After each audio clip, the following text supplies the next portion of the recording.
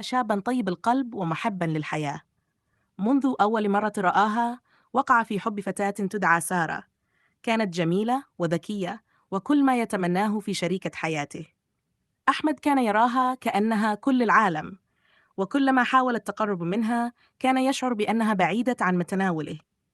في البداية كانت سارة تتعامل معه بلطف، لكنه كان يرى في عينيها برودا.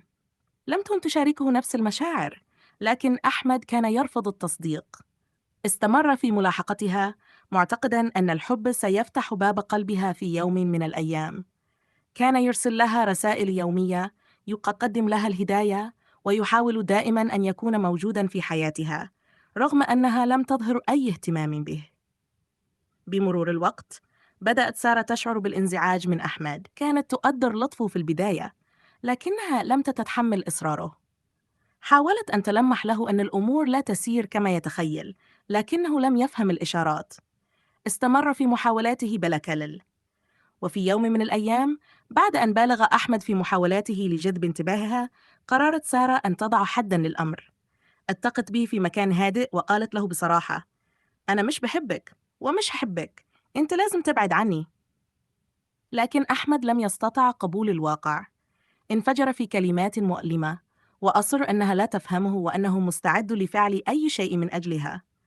عندها شعرت سارة بالغضب، لأنها كانت قد حاولت بكل الطرق أن تكون لطيفة معه، لكنها رأت أنه لا يفهم إلا بالعنف. بدون تردد، قامت سارة بصفعه بقوة على وجهه وقالت له: ده عشان تتعلم تحترم رغبة الآخرين. لم يكن يتوقع هذا الرد العنيف منها. وبينما كان متجمداً في مكانه من الصدمة، نظرت إليه وقالت بحدة: مش كل حاجة هتاخدها بالعافية، أفهم الدرس وامشي بعيد. عاد أحمد إلى بيته محطماً، لكن في النهاية أدرك الدرس. الحب ليس بالإكراه، ولا يمكن إجبار أحد على مشاعر لا يشعر بها. وبعد تلك التجربة، تعلم أن يقدر نفسه وأن يبحث عن شخص يبادله المشاعر بصدق.